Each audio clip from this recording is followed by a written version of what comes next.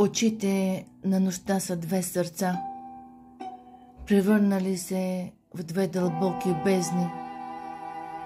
Пристанища са тихи на скръпта, в които вятърът дори не шепне. Косите й са клонки на върба, с тревите вечер тайничко говорят. На нощта са устните изтинала смола, по която само тишините парят.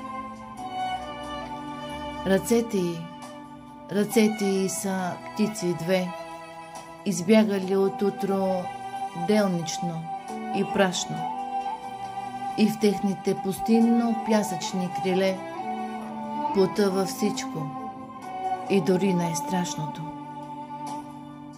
Тогава времето пригалва с мълчание, в себе си те сгушва и пълзи, и миг преди съня дарява ти признание, събудено в най-тихите сълзи.